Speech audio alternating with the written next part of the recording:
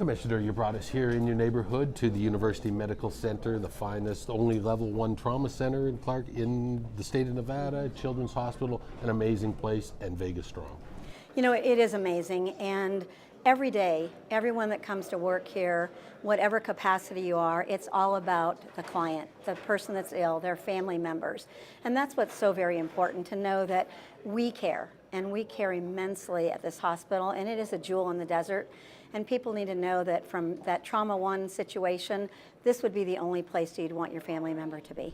In some ways, it seems like UMC is underappreciated, and all we need to do is look at the Vegas Strong, look at any time you pick up the newspaper, anytime anything happens from 1 October to a traffic accident anyway, they usually end up here. They do, and you know, the October 1 was an incredible time for our community. We always knew we were a community that came together, but anyone that came to UMC Hospital alive left alive. And that's just amazing. So all the trauma people stood together. Everyone that worked at this hospital were just truly amazing. And I think people need to know that it is the best place to come if you happen to have a situation that is beyond the capabilities in that trauma 1 situation. Commissioner, again, over our shoulders here, there's a Vegas Strong bench that you had put in here at UMC. Talk a little bit about why this bench is here and what it means. You know, what was important to me is that I actually saw it as a presentation at Bacolli Ranch, and they have flags up for 58 of the victims, and it's pretty amazing. And I felt like, what a better place than every day that someone could walk by or feel like they needed that solitude and they could sit down and know that they were appreciated. So it's about appreciating the staff, the hospital, the patients that come in, to know that that's how strong, as I feel as an individual, and all the commissioners about UMC Hospital. So it was just a thank you. It was a thank you that I felt like it was important to know that we care about them as much as they care about the community. Commissioner, as time goes on, I know we will see memorials, more official memorials similar to this, placed around Clark County. And now I know it's not that easy to create a memorial, number 1, and number 2, there's sensitivity issues and things like that, and you want to do it right. What would you like to see, or what kind of progress is going on from Clark County's perspective as far as a permanent memorial? We discussed it at the commission about a week ago, and feel like it's very important that we get the people that were affected. You know, having been a victim myself many years ago from a drunk driver and, crushed between 2 cars and spending 4 months in a hospital and not knowing if you're going to live, I'm very blessed.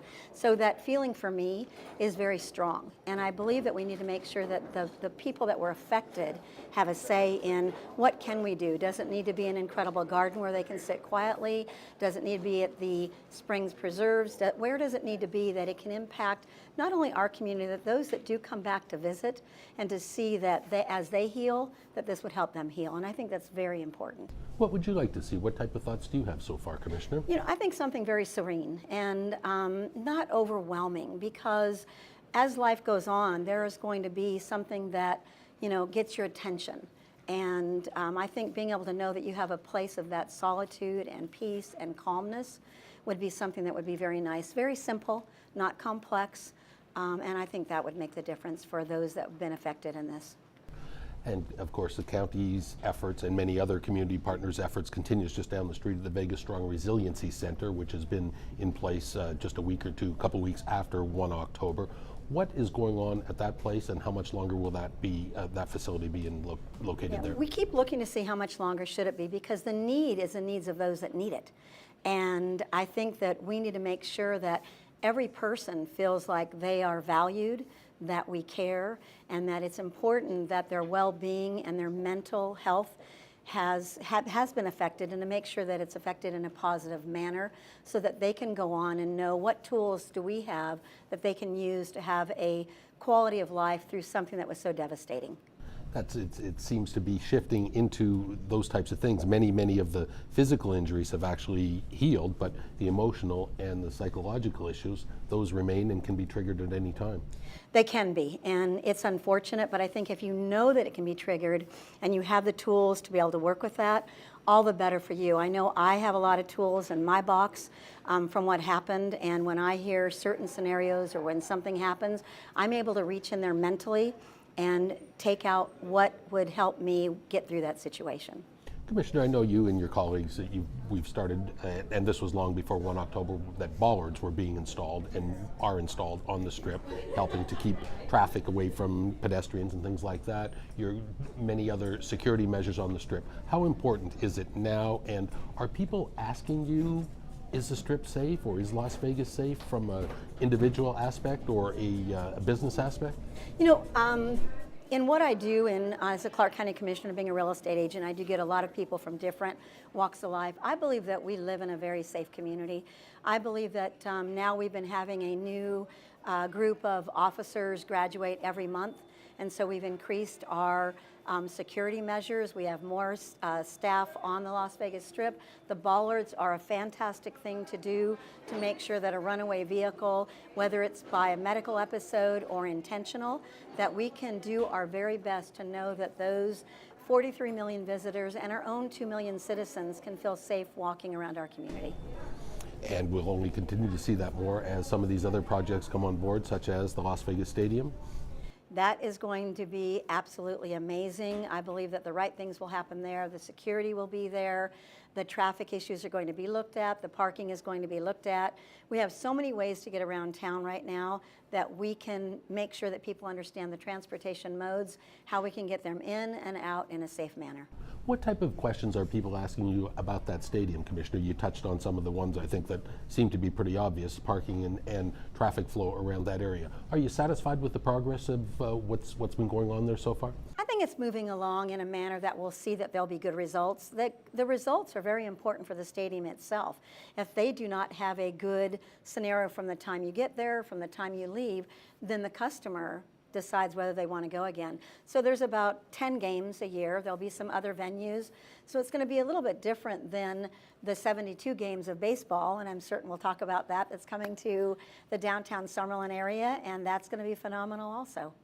And also we've seen, obviously, with our Vegas Golden Knights and everything going on at T-Mobile, this arena, obviously a little bit smaller than a stadium, hasn't really impacted. This is a busy traffic area around there anyway. People have found different modes or different ways of getting in and out of there, and they do a good job. Well, you can get your pre-parking. You can also take, if you live in the Southwest, you can take a bus from some of the hotels out there. You can Uber, you can Lyft, you can taxi. And so people have made that work very, very well. And it's about 18,000 people that are in and out of there, and it seems to go pretty flawless. So I think we'll see that the more of these venues that come about, the more flawless it will get. And the Vegas Golden Knights will continue to win? They will continue when it's Go Knights Go, and it's in District F, the practice facility, and that's another incredible venue that has made a complete difference for not only the Vegas Golden Knights, but for the UNLV hockey team. Well, can I leave Summerlin alone for just a second? We'll stay on the Strip for a while, Commissioner, not in District F, but again, the whole part and parcel of the Strip. Things continue to boom, convention-wise and things like that. We saw that earlier this year with another billion-dollar project with the unveiling and the construction beginning of the Las Vegas Convention Center. Keeping Las Vegas #1, the convention business, is very important.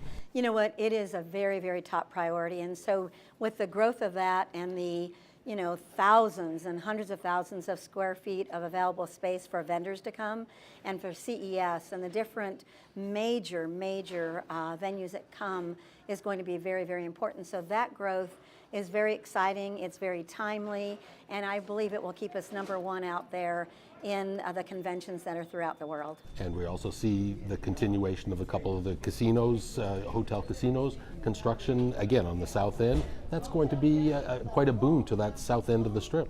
You know, it's amazing, and now we have Madison Square Garden doing the Sphere, and that is absolutely amazing. When you look at that, it's like 300-foot diameter or larger, and the colors can, change very mutely, and it's just going to be very, very dynamic. So I'm really excited about that. You have Resort World, you have a few other things that are coming. Fontainebleau is trying to, well, they've changed their name to the Drew, and so having that, we're going to see just the intensity and vibrancy of the Strip being alive and well as it has been for many years.